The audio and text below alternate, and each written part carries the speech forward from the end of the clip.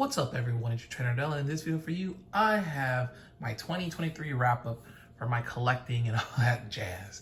2023 was a pretty good year. A lot of changes, a lot of stuff going on. Personally, obviously, each year is different. But my resolution was to go out and play more in locals and tournaments in white shorts, and I did just that. Proof being like the Bushy Road Spring Fest and then the BCS that I got to participate in. I got to top 3, got second place, and then eventually won a waifu tournament at locals. So I was so happy accomplishing all that last year. But yeah, I just want to go through all the stuff that I be collecting and just kind of talk about it a little bit. So I guess why not start with just white shorts. This came out in 2022, but I didn't get the cards obviously until 2023 and got to play this. This was the first time I got to third place at locals and everything. I got to make top 3, which was because of the key all-stars. And yeah, that's all like the old stuff really. This thing is crazy. And this Yuri coming out at level 2 and just smacking face over and over and over was really cool. Memory kit counter, stuff like that. So the key all-stars, great set. And then another thing we were waiting for that got announced was the Disney 100 set. And man, was it crazy to try to get to, but I was kind of glad that I built my deck right away. Prices kind of went down on this, especially since the second wave hit, like the restock. But to just play this deck is just still super fun. Really happy to have it. Another thing I was really excited for was the SAO animation, the 10th anniversary. Sadly, the Alice got hit on it. But yeah, really happy to have this. I knew Asuna and everything. Really fun deck. Obviously too strong that Alice had to get hit. And I guess it's fair. It is what it is. I thought they were gonna go with the Japanese route where you had to choose like 1 of 3. But restricting it to 2 is eh. And one big surprise that made me super happy was the fact that we got the King of Fighters premium set. And man, am I just so happy that King of Fighters has a essentially playable set in the modern day. We got, stock swap, really cool. A finisher that's kind of like the Xenon from Alice Station Volume 2, where you need to discard this, like the level 0 Kirito type thing to mill or remove the bottom 7 cards from their deck and whatnot. So yeah. I'm gonna have a little bit of the sniffles. The reason I didn't film this last year in a sense was because we got really sick, so I'm getting over it now. But yeah, white shorts has been nothing but really good. Like, although the SAL 10th English and the Disney 100 came out like closely the same time for like me over here, that was the real wallet burner. But the fact that everything else was a bit separated really helped out. One thing that I love Yu-Gi-Oh! And sadly, like, there wasn't a lot of hype for me this year or this past year in 2023, but the rarity collection was super amazing. This was just an empty box, but this was such a cool set. I love the fact that it gave players access to such strong cards and really lowered the value for a lot of them. I'm a player first, so I'm all about that. We played a bit of Domain. We didn't get like too many games in the 60 card multiplayer. But one thing that we all really got into in my friend group was Edison format. So to rebuild heroes was really cool. And I think this year I'm gonna start like disbanding it because we're not playing Edison as much, but at least I'll try something other deck out. I played heroes in college back when, back in 2010 and 2011, 2012 and stuff like that. But it was fun to relive those, but I'll try something else out. And this is kind of like a half and half, but for Funko, there wasn't too many things that were like crazy, but obviously I really needed to get this Dark Magician Girl Toy Tokyo exclusive. It's based off one of the artworks of Dark Magician Girl. It was like the tin here, but it also came, I think, in the Yugi structure deck in Japan. So really happy to have this. And then another cool one this year that I picked up was this Cyclops. I wanted one to open rather than just a static one. I like the little dynamic pose it's got going on and the little shading in the hair. Obviously, yeah, Marvel's our bobblehead, so I'm a big X-Men fan. Mostly Cyclops is my favorite X-Men, so yeah, that's really cool. I like the effect right here. So yeah, for Funko, you know, we're jumping off a little bit of Funko. Still picking up little things here and there, but those two are the most memorable to me, other than like the Squirtle Pearlescent that I like picked up just to like get on the what was it, the Pokemon shop. Pokemon, talking about Pokemon and stuff. 151. Oh my gosh, such a great set, so nostalgic. One of the funnest times having been pulling Pokemon for a while. I have not completed the set at all. I don't want reverse hollows, so I need to still get some things to fill those in like that. And I think I'm missing Omanyte. Yeah, Mew, Omanyte, and Articuno from this whole set here. I just like to collect the main set, the secret rares and stuff, the full arts. It'd be cool to get, but I'm not gonna try to break my bank pulling and pulling and pulling. But to get the Caterpie was put in, was really happy. Poliwhirl, I really wanted that one. I just like that Poliwhirl. I do have a Squirtle that I didn't pull. I just picked up at Frankensons, and I just kind of put that in my Squirtle collection, so that's why it's not here. If I ever do, you know, get a chance to pull more 151 and pull the Squirtle illustration rare, then it'll definitely go in here.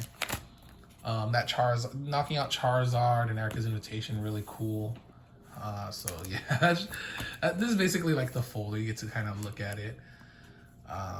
That Squirtle's kind of cute, getting all the hollow energies. I know people didn't like the hollow energies, but it was still pretty fun. Still considered a little mini hit to me. So yeah, that was Pokemon. The main set stuff, I know we went to Paldea, right?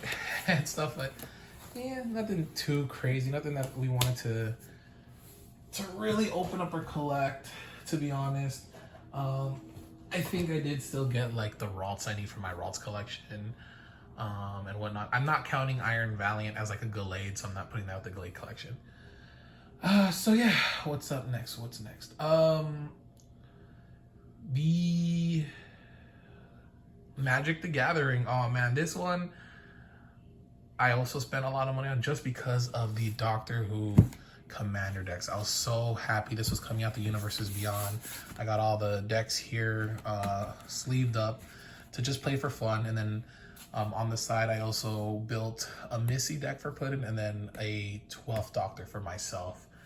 When it comes to Commander games, I'm going to have a whole separate video on that, on the past like 6 months of playing and like my record and everything like that. So yeah.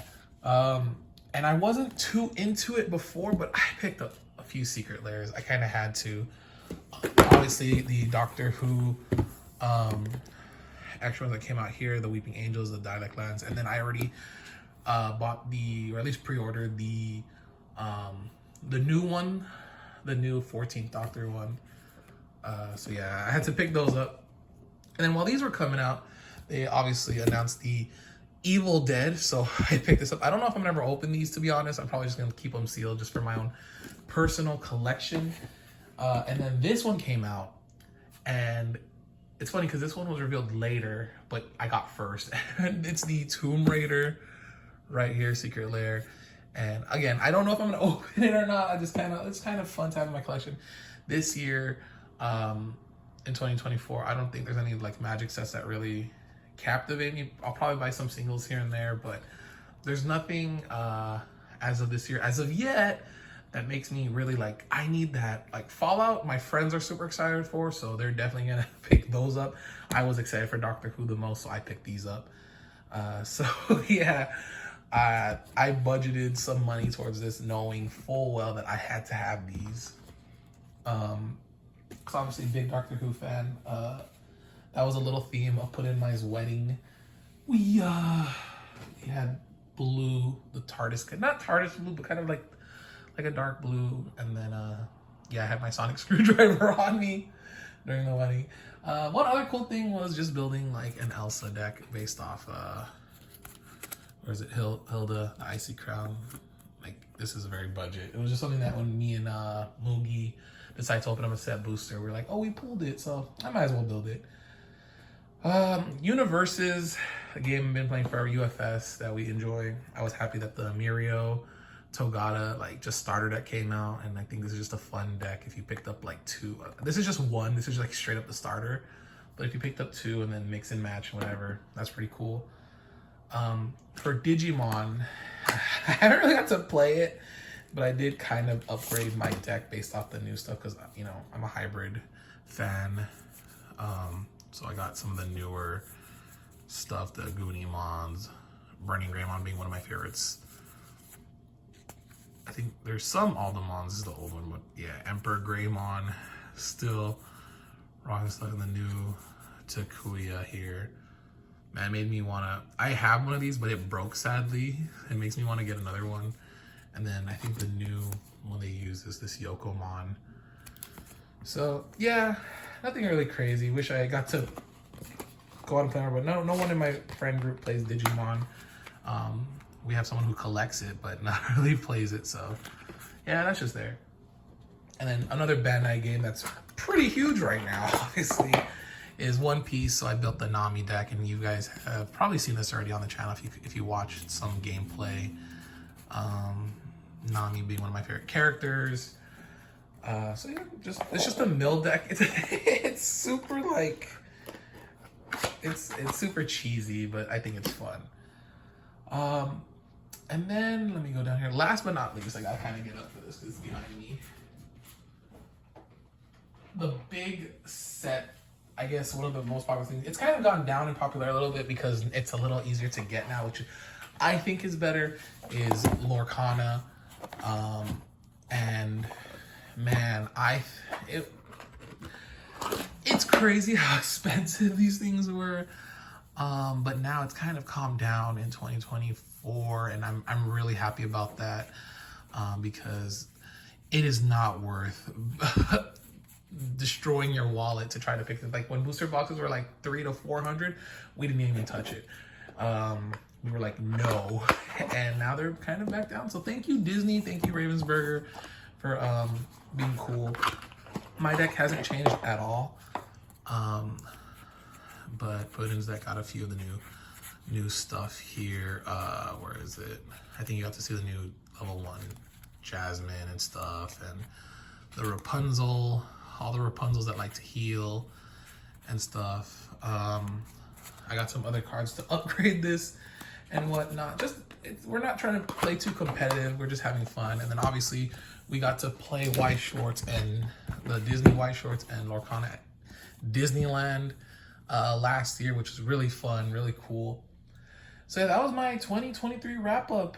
My 2024, I'm probably gonna calm down a lot on the trading cards. White Shorts, we'll see what comes out and whatnot, what I'm gonna really want for that. Magic, nothing too crazy. For Yu-Gi-Oh, I know that I want the little Yu-Gi cards, the new Silent Swordsman, Silent Magician. That'd be really fun to pick up. But as of 2023, these were the collections, the little trends going on. And yeah, thank you so much for watching. Let me know what you guys think down below. How did your journey in 2023 start to how it ended? And what you got into, what you got out of. All right, thanks for watching. Peace.